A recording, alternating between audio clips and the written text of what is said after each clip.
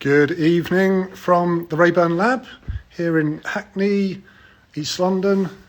We are here for our Raeburn Connects and looking forward to being joined by a few fine folks. That's the general plan for this evening. Great to see a few people joining. Wonderful.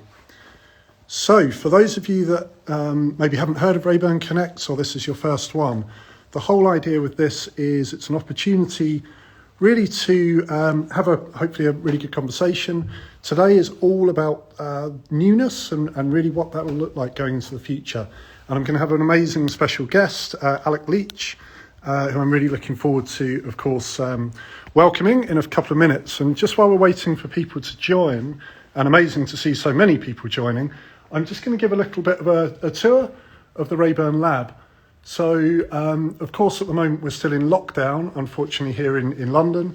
But for those of you maybe that know a little bit about Raeburn in general, everything that we do in general, it's about responsible design. And the collection you can see here behind me at the moment is our new Spring-Summer 21 collection. It's called Rejuvenate.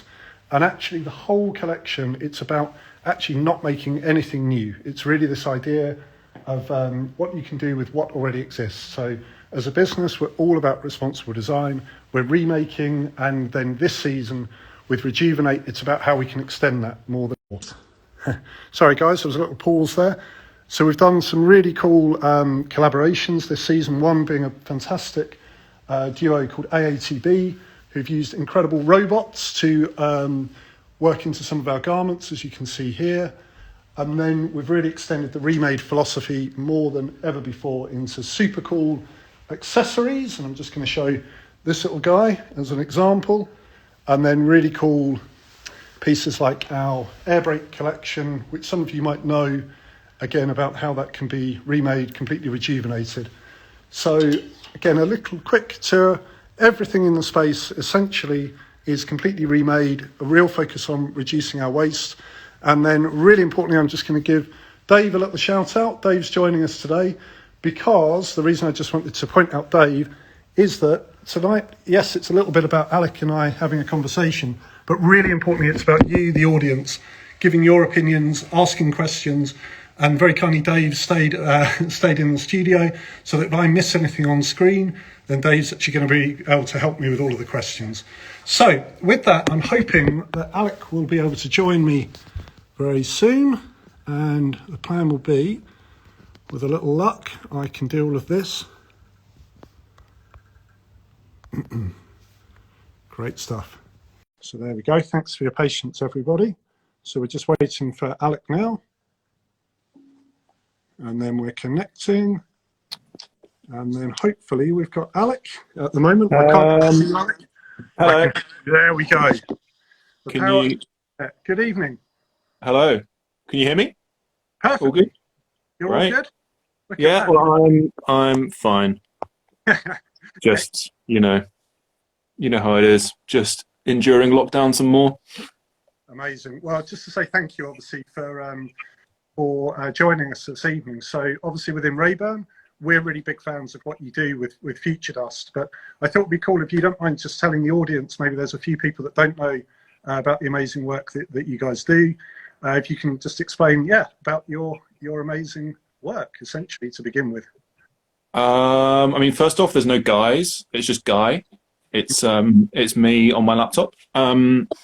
Future Dust is basically just an Instagram page. Basically, I started it 2 years ago now. I initially kind of meant it as a way of documenting a lot of products that I thought were cool and were also made with like alternate kind of lower impact materials. So it was initially just like a place to put cool recycled stuff or like cool hemp stuff. Yeah.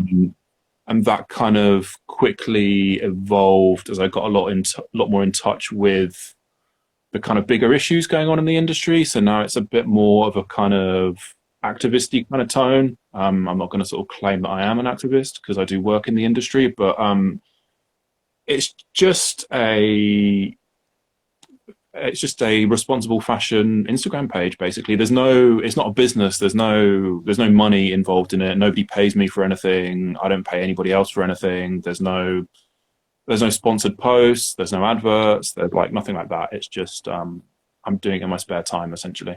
Amazing, Alec. And yeah, apologies. I was very aware that you're the loads of guys. No problem on that. Just a guy. Anyone, of course, listening now, watching in now, please do obviously check out Alex. So it's future_dust and two underscores. Two underscores. I'm getting everything wrong. Look at that. It's the pressure, Alec. So tonight really should be good fun. And the plan is that we're going to be discussing a little bit the reality of the industry at the moment, of course, the impacts of COVID, and then I think talking hopefully with hope about what the future looks like. And I thought it would be cool because you've got a really interesting backstory as to how you came into doing what you're doing. I think it'd be amazing for people to kind of hear that.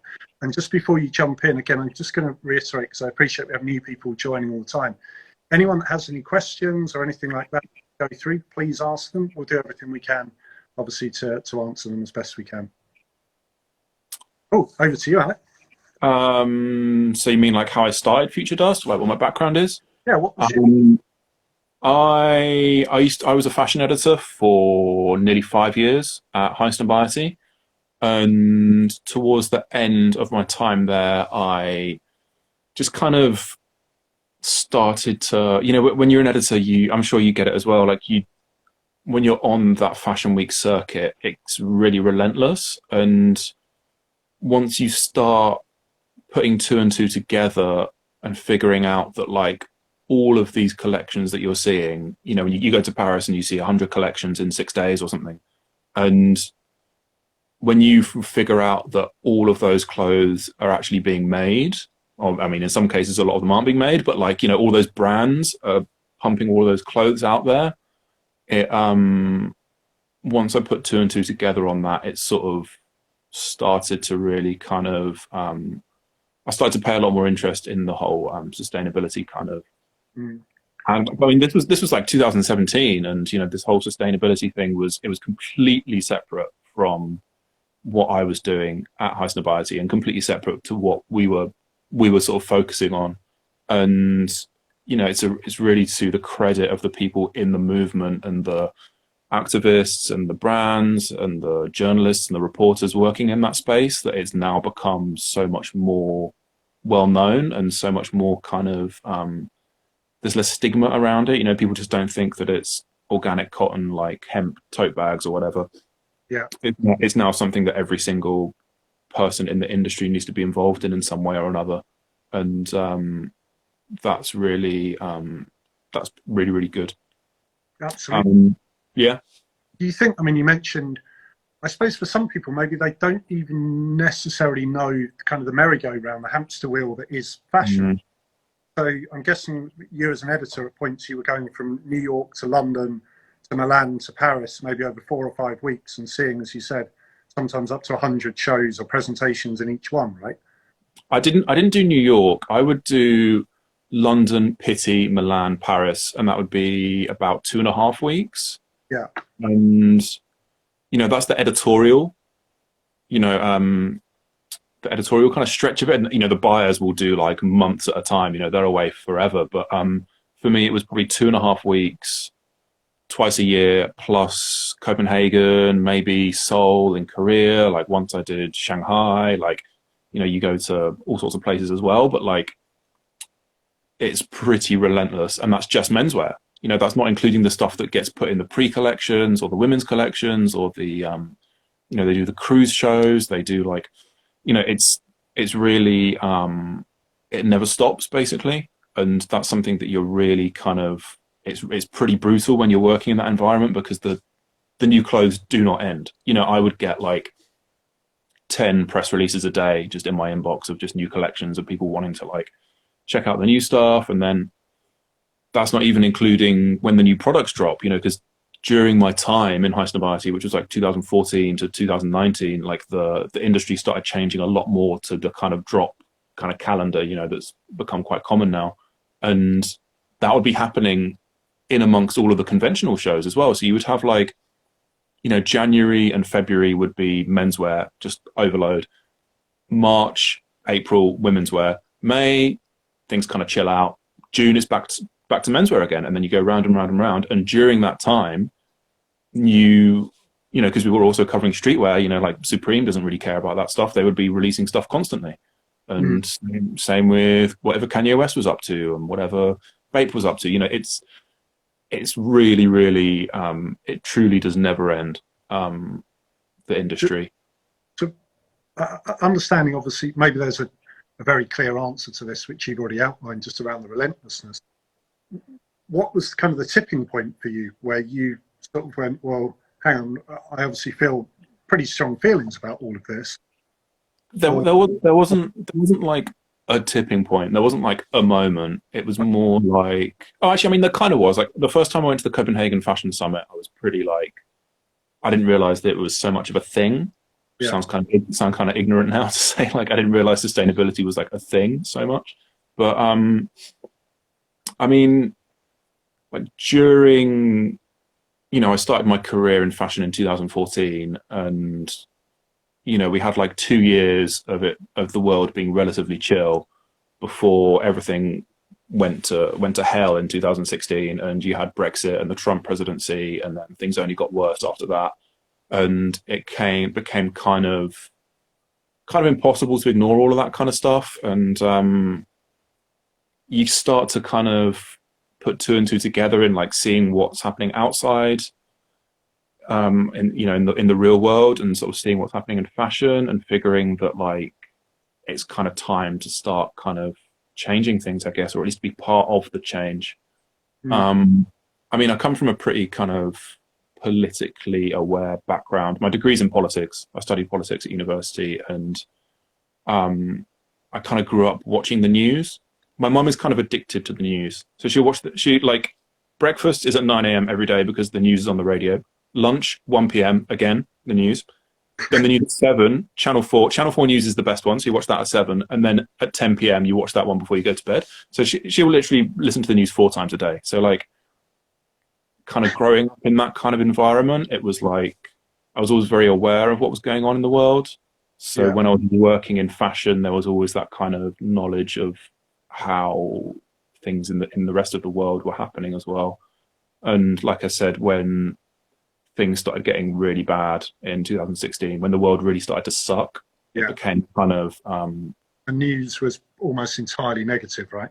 Yeah, and it just became a bit of a thing where like, okay, there has to be something more than just kind of new collections for the sake of new collections. And going to the Copenhagen Fashion Summit was a big moment where it was like, oh, you know, like these two things don't have to be at odds with each other. You know, the fashion industry doesn't have to be at odds with what's going on in the rest of the world. It can actually be a part of that conversation, and you can actually create change and do things that have an impact and make the world better, like in fashion. And that was a pretty big moment. And then after that, I've kind of decided that, you know, when I would leave my job, I would go into sustainability. And then that's what I did. Yeah, top marks. So obviously the biggest news has been a global pandemic for the last year, which is obviously quite a big reality check for all of us, I guess. And it'd be good just to hear your own personal experiences. And I know normally you're based in Berlin. You're not there at the moment, and kind of talking us through that, and whether again. I mean, so I came back to see my mum at Christmas on like I think the 21st or the 19th or something of December, and I've basically stayed here since then, just because luckily.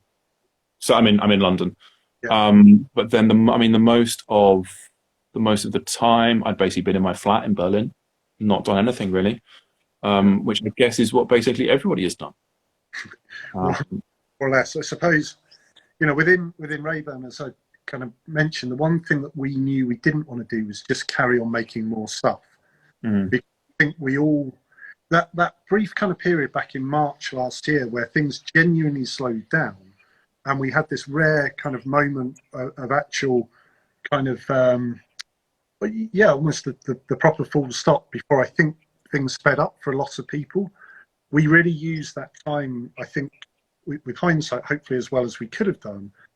And the biggest kind of fear that I had and we had as a business was, hang on, but we know this isn't going to be big. We know this is going to be big, the pandemic. We know it's going to last for a long time.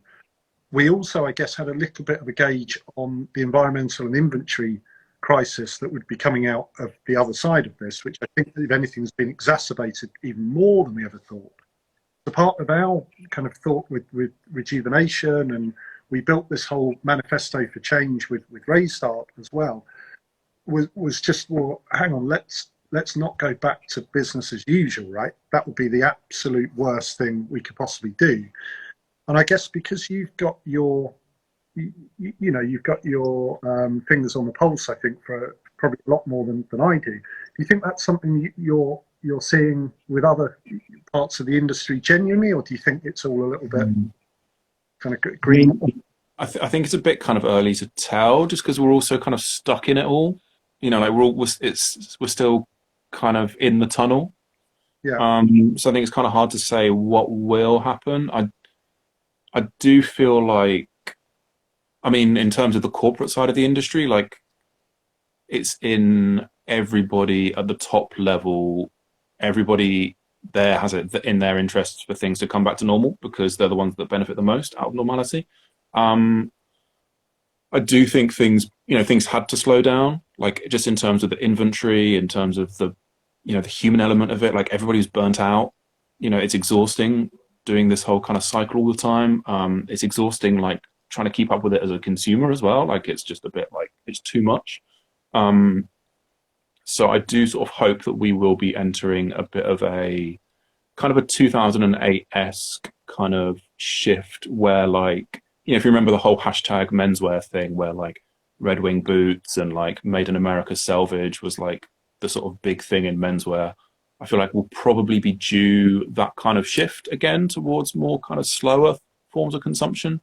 And but I think, well, like, sorry, I think I spoke over you, but kind of localization and quality and really. Yeah, I mean, I think it's hard to say exactly how it will look, but definitely, I mean, issues like racism and the climate emergency and stuff, I'm sure those are going to affect the way the industry goes in the next few years as well.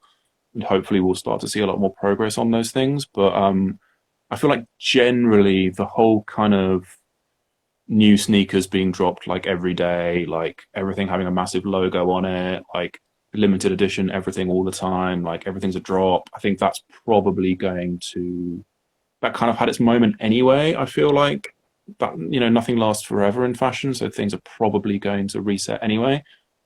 But I would imagine that we will start to see a sort of slower industry and hopefully a more efficient one when it comes to like inventory and stuff. But in terms of, I think the idea that like, we had a 2-week lockdown and it was all like nature is healing, everything's going to be good now. Like it's too early to tell that. And I think the only way that we will get really meaningful change is by fighting for it. And that fight is going to be a long time, and it's going to be real messy, and it's going to be really frustrating, and it's not going to be as easy as just like there's a 2-week break and now everything's better.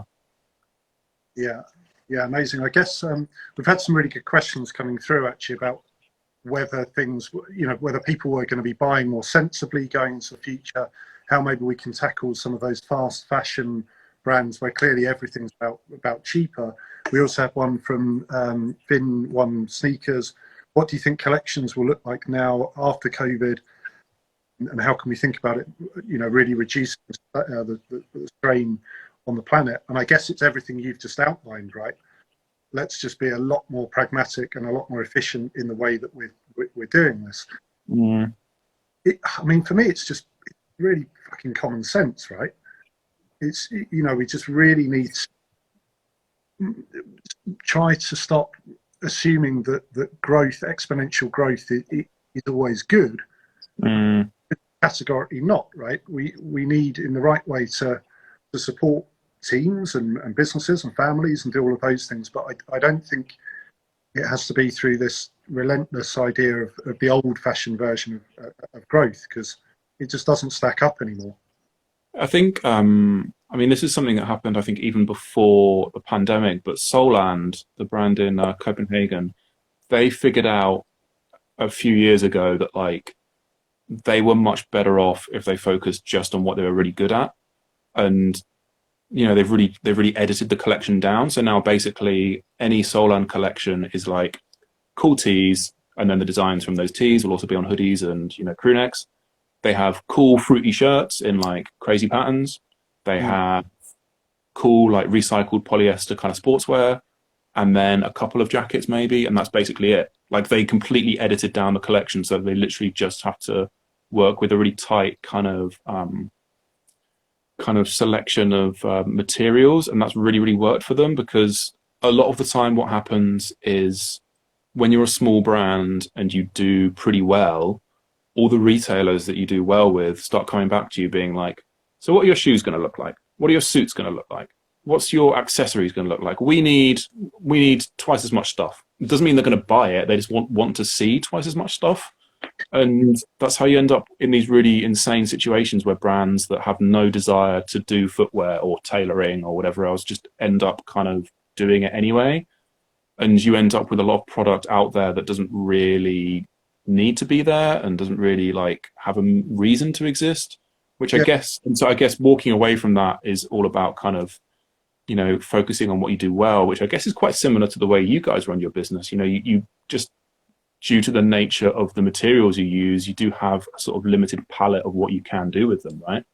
We do. I'm so glad that you just teed up the fact that retailers, I mean, everyone always wants more, right? And categorically to us as a business, we were very fortunate early on that we won quite a few awards and things, and you get put on your little pedestal, you're selling into stores around the world, and you're absolutely right. All of a sudden you're being asked to double your collection, treble your collection. Oh, you need more jersey because this contemporary department will buy. And it doesn't work. And what actually happened for us, and again, you know, kind of learnings hopefully for the audience, was you end up you do more stuff not as well, you know, no surprise. Yeah. And so categorically, this is about doing less but better. And what you've highlighted there on the remade is absolutely true. You know, we do everything limited. Increasingly, we're doing things made to order anyway for individuals. But I want to be really clear, just so there's no confusion. If we only did remade or we only did made to order, we wouldn't have a business. So we have the other parts. We have a fully recycled range, which we do at bigger scale, hundreds of pieces, thousands of pieces. And then with our jersey products, again, made in Portugal, knitwear, etc., it's scale by our standards, but it's done in the right way. So it's organic cottons, it's got certified. We go to the factories, you know, all of those things. And I think that's just so key in all of this. And to your point around kind of other products, for example, with footwear, etc., the way that we've always tried to do things is through partnerships. We have no ambition to make our own footwear, but by working with Clarks to begin with and Palladium, now of course very proudly with Timberland, you've got an opportunity to really partner with the guys that do that every day, and I think that's really important. Yeah, you can do a better product then. Yeah, categorically, yeah. I think, yeah, again, it just for me really does make sense. We've got now loads of questions coming in. This is really good.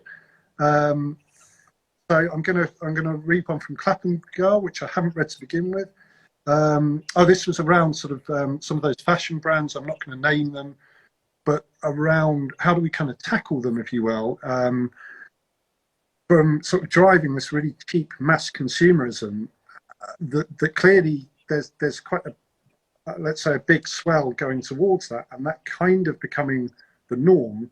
And how do we potentially tackle that? And yeah, it's a tricky subject, but I guess it's one that you probably get asked quite a bit, and maybe haven't. Yeah, something I notice that happens all the time is that when we're kind of faced with a big problem, we tend to kind of think that we're responsible for fixing it ourselves. And I noticed it a lot in in workshops I've done, where I did a workshop where I educated the editorial team of a magazine on basically how to report on sustainability better.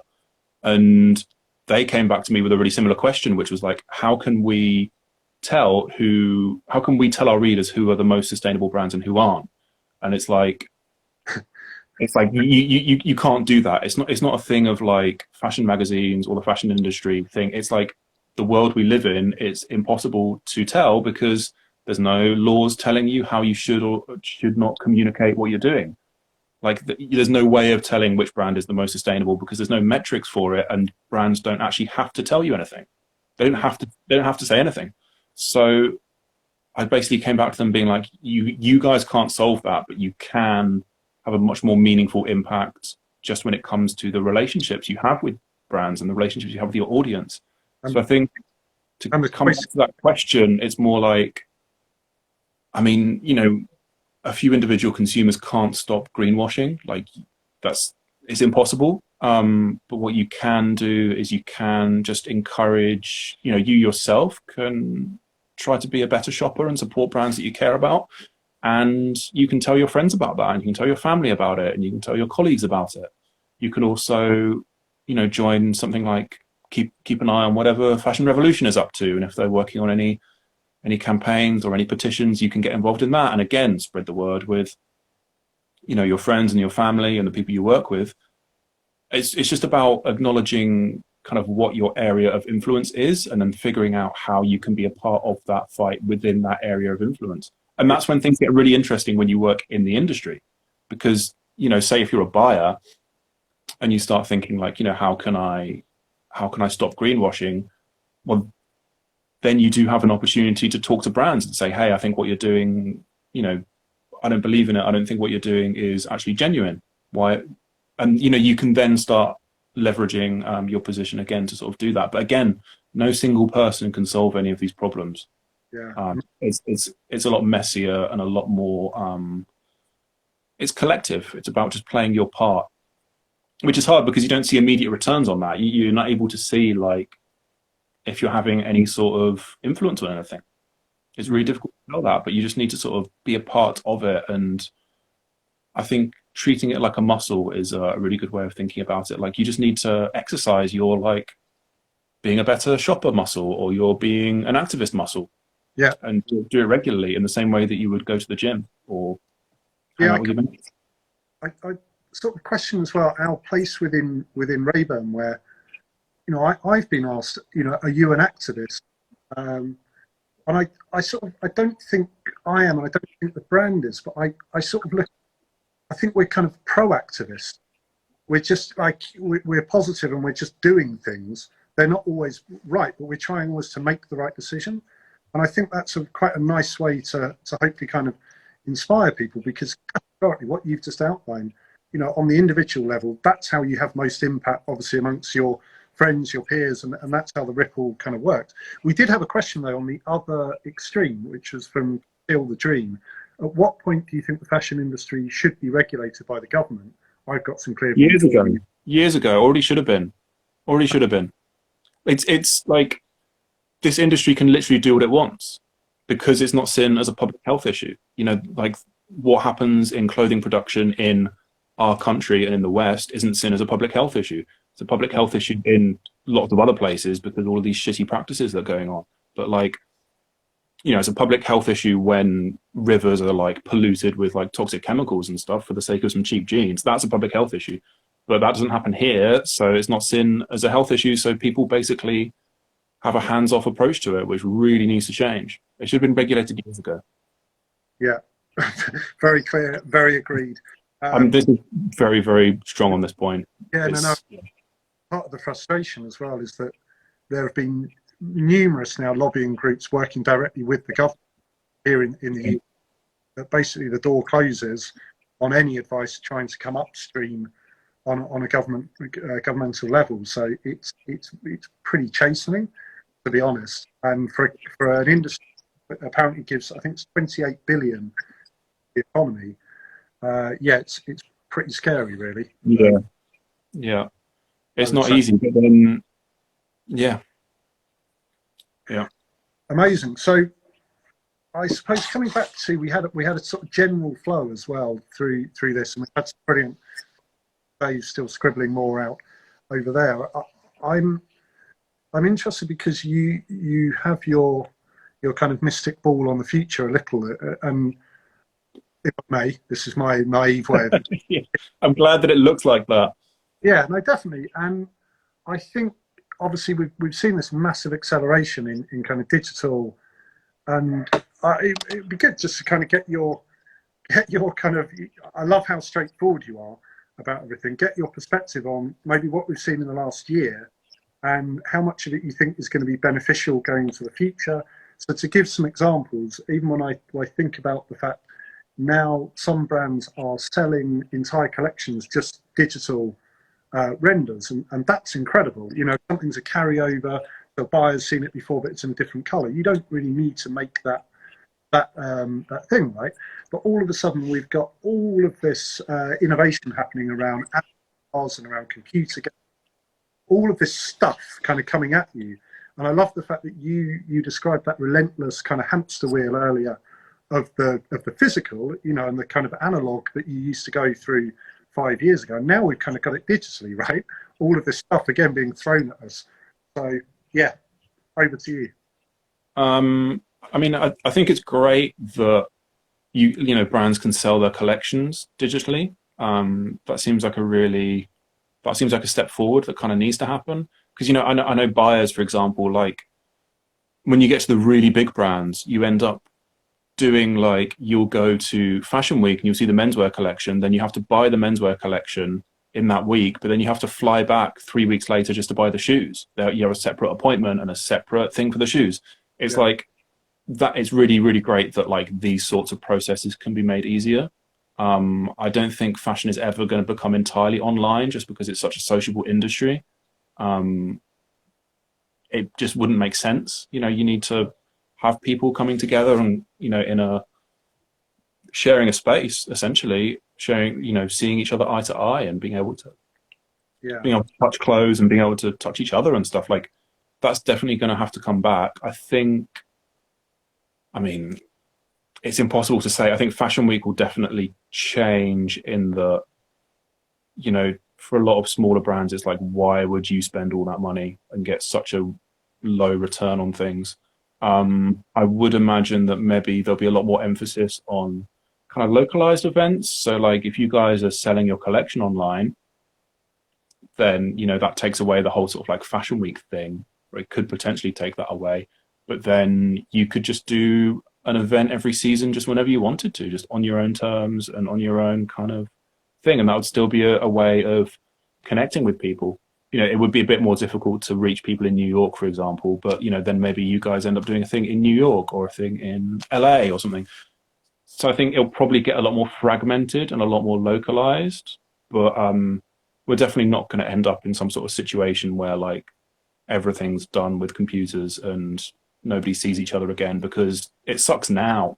Yeah. You know, we're only a year in and it already sucks. Like, it's not, people aren't going to want to sort of go back to that, I don't think. No, agreed. I suppose what gives me a lot of confidence and kind of hope now, it's super exciting that it's now not about how much budget you have at all. It's about ingenuity and how you can kind of draw attention and points an emotional attachment, I guess, and how you can. It still comes back. You know, experience was really used even before we went into COVID, but now you need to do that. And I think as we go now through the next phase and come out of lockdown, it'll be super exciting to see how the two things play together. And so how you can kind of do that.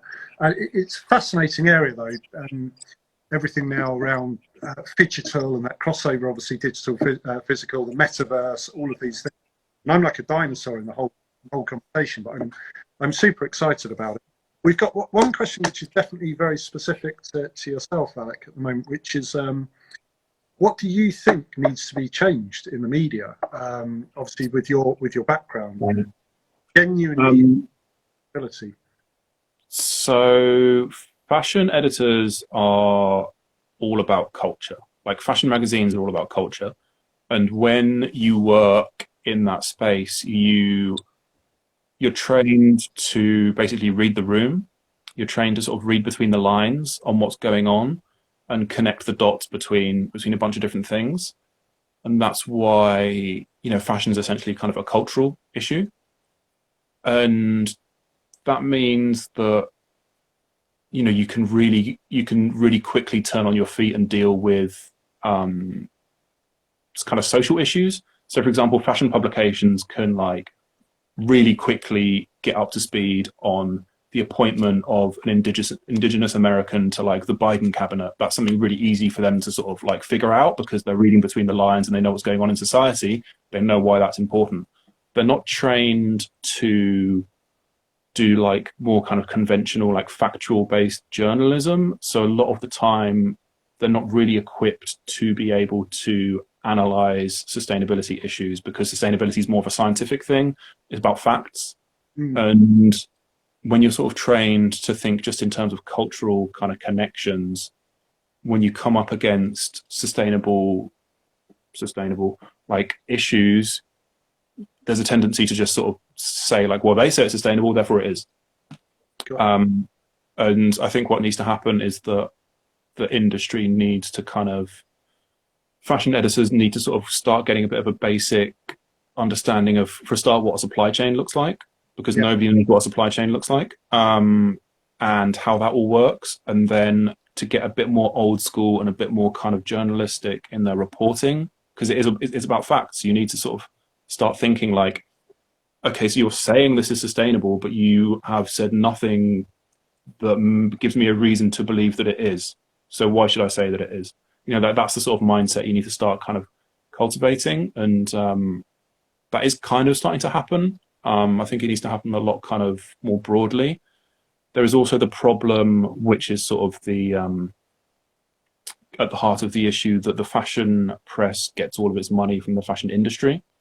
So rocking the boat is dangerous financially, which means someone like the New York Times can be a lot braver in its fashion reporting than a fashion publication can, because the New York Times gets its money from all over the place. Whereas if you, especially now where the industry is becoming very consolidated and the fashion press, or just media in general, they're running on very fragile kind of revenue models, it's difficult to take risks in that environment. And that's something that is a broader media issue. It's a really kind of, the industry's in turmoil right now, all across all industries, not just fashion. So that's a very big problem. That's, yet one more thing to sort of be scared and worried about. But I think the main thing is editors just need to start getting to grips with the supply chain and start thinking about facts, and to sort of leave that kind of cultural kind of mindset at the door when they're approaching sustainability. What amazing. Incredible. Thank you. Obviously loads of that. We had a few other kind of questions from people that kindly actually commented even before we did the talk. And this was a really interesting one that came in from Fulya Ilby, which was, I'm going to try and answer, because the question was, how do we think the pandemic has actually changed our definition of resilience?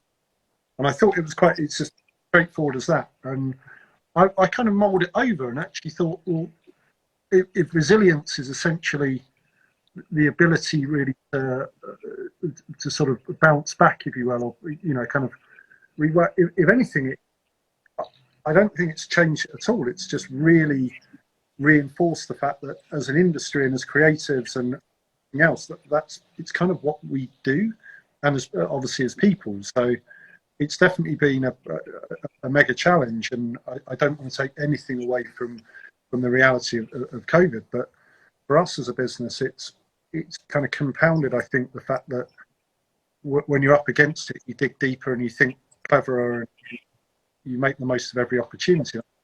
That's what we have to do, right? That was something that you talked about earlier when it came to retailers, and how retail's always bigger and bigger and bigger. The pressure is to do more.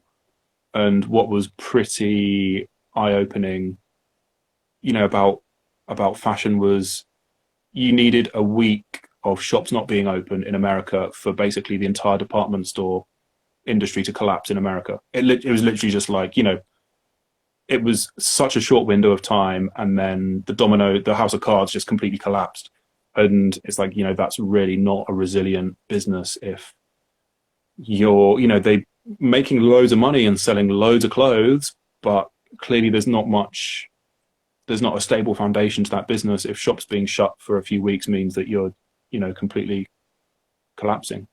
It's funny because when I first started Raeburn, I had an amazing mentor, Suzanne Tide Freighter, incredible lady, still, we're still good friends today.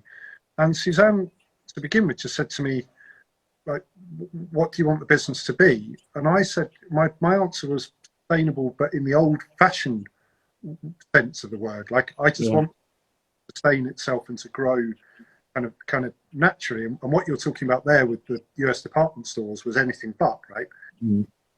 Weeks wages in the tills, to put it down into really simple terms. That's not, I mean, it's pretty scary, right? That everyone's running so close to the line. I think something that people outside of the industry aren't so aware of is that, like, everybody, like, in that inner little echo chamber of executives and like top level business, it's a real echo chamber. Like, everybody just follows everybody else. Like, that's why it's one of the reasons why it's so difficult for meaningful change to happen, is because everybody's just copying everybody else. Yeah. And so when you have this like bigger is better mindset, it means the entire industry is all about bigger and better. And it's very difficult to kind of operate outside of that. Yeah, it's funny because I know tonight was about newness, but kind of linked in with that. I've always kind of grappled with that, if I can sort of make the link to trend. Like, I've never really understood when everyone follows the same trend and everything then just becomes homogenized, and you walk into stores and everything kind of looks the same. Within Raeburn, we've always tried to kind of do different, so you stand out as an independent brand. You kind of have to think a little bit differently. But yeah, I think it's all obviously so linked together. So I think we're going to wrap up pretty soon, Alec. You've been amazing and really encouraging me, seeing in the comments there, people asking, will this go up and be recorded, because it'd be super useful to young journalists and things coming through. And so yes, we will. We'll be putting this up on our highlights, Dave. Is that the right thing? And then I think, Alec, you'll be having a copy as well. But I guess to sort of wrap things up, and we might have time for one or two more questions if they come through. I just really want to talk about the future, because obviously tonight was all about news and thinking about how we can redefine the sort of current system, if you will. And I think we're all kind of grappling for these new ways maybe to work, or what the future might look like. But obviously the kind of question I have back for you is, do you have kind of hope for the future? How do you see things playing out? I have to, right? Sustainability is all about, is like, you kind of have to be vaguely optimistic to kind of get involved in it in the first place. I mean, yeah, I am. I mean, like we said earlier, the world sucks right now, but you sort of have to be optimistic. I think at the sort of grassroots level, there's loads of reasons to be optimistic, and we just need to make sure that, like, all the really cool stuff happening at the grassroots kind of continues to happen, because that's kind of where we can start to really get change in the little things. It always starts with the little things. So that's the sort of thing that sort of does give me hope. Yeah, incredible. Just because you normally are based in Berlin, where obviously they've got an amazing kind of underground creativity and energy to the city and the people. And how's the kind of spirit? I know that you've not been back since Christmas, but in general, how's the sort of spirit there? I mean, when you're an expat in Berlin, you sort of live in a bit of a bubble. It's a very like international kind of outward facing bubble. So I think you tend to be very plugged in with what's happening basically everywhere else. So it's not so different. It's the same conversations that happen in London and New York and LA and Paris and everywhere else. It's broadly the same. Amazing. Just a different flavour, different accent. Glad to hear it.